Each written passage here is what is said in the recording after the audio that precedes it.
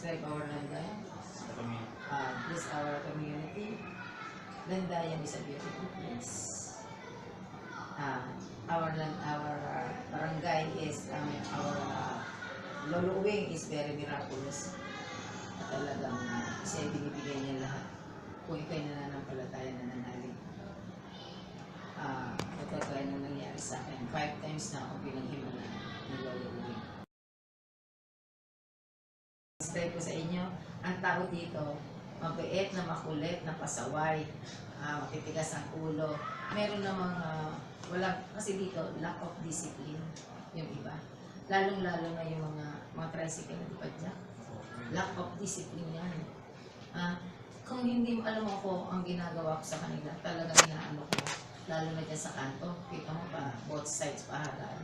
Talaga inaano ko yun. Alam mo, kung hindi mo didisiplinahin, hindi mo kasusunod yan. So gagamitan mo ng kamay na baka mo. Kasi ang tao talaga, kahit saan naman di ba? Maraming makulit, maraming ano. Gamitan mo ng disiplina. Gamitan mo lang yung bang tamang pakikipag-ausap sa kanila. Kasi minsan yung iba, di ba? Hindi naman natin inaano. Kasi yung iba minsan, lack of Oo, at saka, minsan yung iba, lalo yung mga tricycle na minsan yung mga hindi mo nakapag-ano. So, gamitan mo sila ng diplomas yan. Diba? Kaya, ang magagawa mo yan, gagamitan mo sila ng kamay na bakal, gagamitan mo ng diplomacy, gagamitan mo ng discipline. Yun na. Kasi, ang tao dito, nandito na lahat. Masaway, makulit, may mabait, merong maatigas ang ulo, merong mga ano. Pero, mas marami naman yung mga talagang educated na nakakaunawa na nakakatalibin. Pero halos almost nandito na. Diba? Number 3 po. Kasi dito, alam mo, magiging proud sa'yo ang tao at ipaproud nila. Kailangan, gawin mo ng dapat lahat. Yung nakikita nila na talagang hindi mo dapat na gawin mo. Kasi, alam mo, sa totoo lang, di ba noon, ang dami rito mga pasahin. Kita mo, di ba maraming pinapatay mo? Ako. Ha? Grabe mo yun Alam mo sagot nila sa tanong nila sa akin, pag nagpunta, nakakatakot na dito sa atin. Bakit naman? Bakit ang dami na pinapatay? Alam niyo, ang pinapatay is pasaway. Ayaw niyo na babawasan ang pasaway. Kasi hindi mo maiaayos ang iyong barangay kung naglipa na yung mga adik, yung mga magnanakaw, yung mga ano. So ngayon, di ba, nawawala na unti-unti. Nakikita mo ang mga tao. Ano ang sinasabi ng mga tao? Tama yan. Kasi nababawasan ang sakit ng ulo ng ating barangay. Kaya ang sinasabi nila, pag ikaw may ginawang maganda, nakikita nila, maayos ang ginagawa mo, nagiging proud sila. Ano sinasabi nila? Sa lahat daw na kung babae ako sinasabi nila ang babae daw mahina. Alam mo, hindi, patutunayan ko sa inyo, ang babae, kaya niyong ipagmalaki. Kaya niyong dahil ang babae, malakas yan, matibay yan. Dahil ang babae pa nga magandang maging pinuno. Kasi alam mo bakit? Kasi ang babae, marunong siya mag-approach. Marunong siya makipag-usap. Kung paano niya. Kasi parang tayo yung magulang natin, di ba? Pag tayo, nilalambing tayo na, gano'n naman ang gagawin natin. Para maging proud sa'yo ang tao, ipakita mo sa kanila na kaya mong ayusin, kaya mong pagandahin ang inyong barangay. Kaya nga sila lagi sinasabi sa akin, huwag kang aalis dito. Huwag kang tatakbo ng konsel ng bayan. Dito ka lang sa akin. Sabi ko, ako tatakbo. Pinakausap nila ako talaga na ayaw nilang tumakbo ako ng konsel ng bayan. Gusto nila ako. Kasi, alam mo, sabi ko sa sarili ko, nakaupo ka na andyan ka na. Ayusin mo na ang barangay. Kahit anong gawin, maraming detractors kahit saan. Marami sa iyong kung anong ibinabato sa iyo, ang sinasabi ko sa kanila, di ba? Sabi ng ating Panginoon, Diyos, pag binato ka ng bato, batuhin mo ng tinapay. So kung ano man ang masamang ginagawa sa iyo, ibalik mo ng maganda sa kanila. Para at least maganda rin ang ibibigay sa iyo. Ano pa? Tama ba? Okay. So yun po. Ang mga problema dito sa atin ngayon is about yung mga ito. Alam mo, fairway. Sa fairway ka ba? Ako, sa case 1 na. Di ba? Ang fairway is number one problem nila is yung yung canal dyan. Di ba? Yung drainage. Tapos hindi pa turnover. No? At kahit saan dito, isang problema is yung canal. So lahat yan lagi namin pinapalinis. Pinapalinis namin yan linggo-linggo. Lahat ng canal dyan. Ito nga humingi sila. Tapos yung basura, problema daw, tinalo namin sa kanila. So nakausap na namin si Mayor ng isang linggo. Iyaan daw na so kakalaw kayo na uunahin nyo sa inyo, basura nyo baka. Kasi pag dumating daw sa ganito, yung basura nyo puno na, hindi na nakahakot. So magkakaroon kayo ng sariling hahakot na sa inyo. Nakausap na namin si Mayor. Tapos yung mga kanal ninyo dahil drainage ninyo, pupunta dyan ng engineering, isa ayusin nyo. Pero, hindi maaayos siya dahil hindi turnover. So, ang gagawin is ako ang gagawa ng letter through me. Ako mag-request. Pero request number para dadalhin dyan para maayos yun. Dahil ang South Fairway is iniwanan na di ba, ng developer. Kaya walang And then dito naman sa amin is ang problem. Ang problem namin dito is yung mga kalsada. Pero now, inuunti-unti namin gawin ng kalsada. At yung mga kanal, mga ilat ay amin na nililis, lagi namin ginagawa namin. And next month, maybe, gagawin na yung along Hernandez, itong along doon sa, di ba pag umiikot ka doon, yung mga house doon at saka yung parsado, gagawin na rin yung silukatan.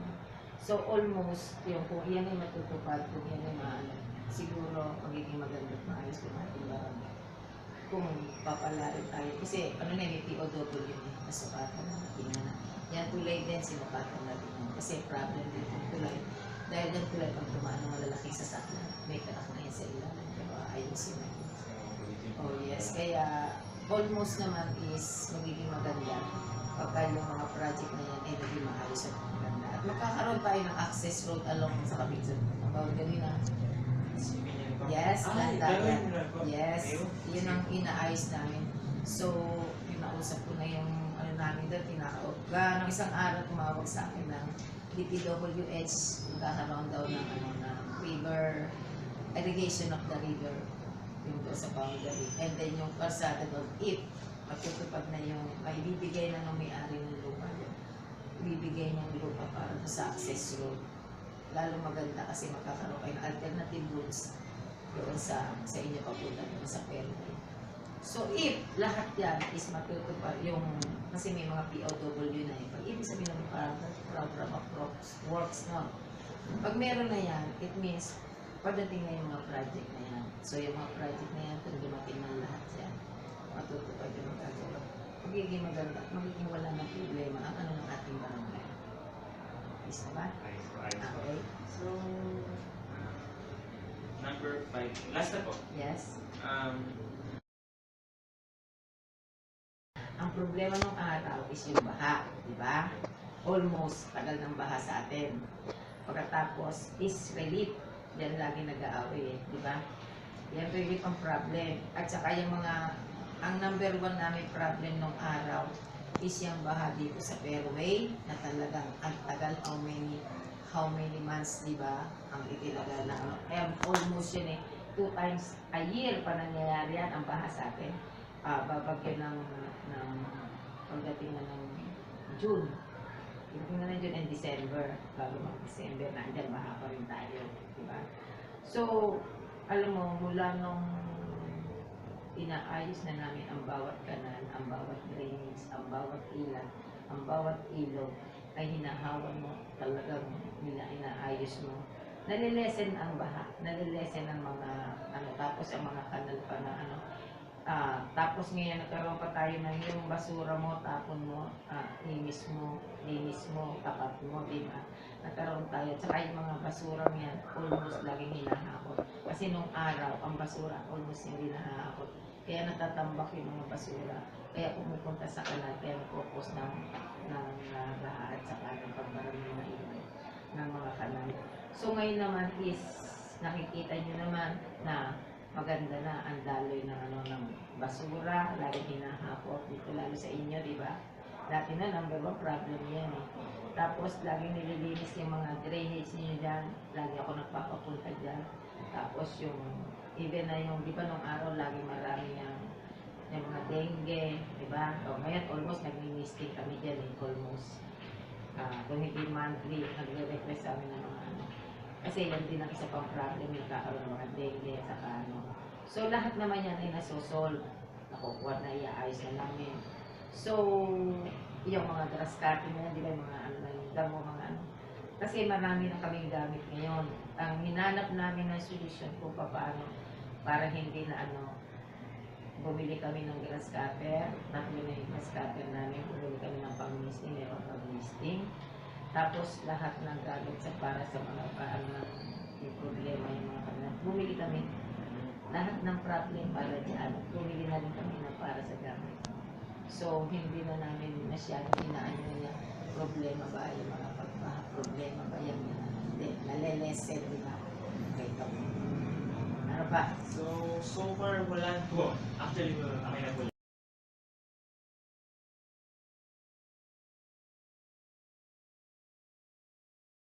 So, nandito po tayo sa Barangay Lindayan sa May San Pedro, Laguna. It's located dito lang. So, tara, check natin.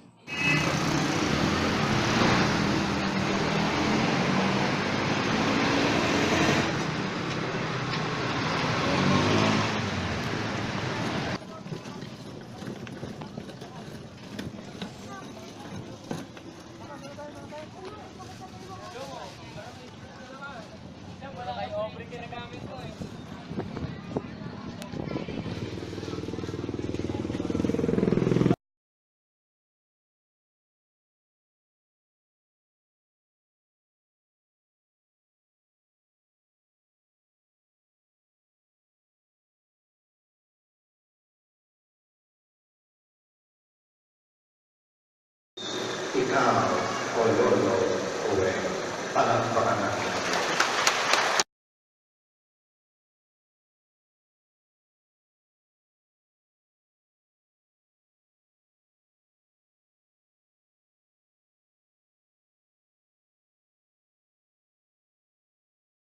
The trash bins should be labeled so that the people of the barangay will be able to segregate their own trash. This will not only help in boosting the cleanliness of the barangay, but will also improve every individual's independence and responsibility in taking care of their own community.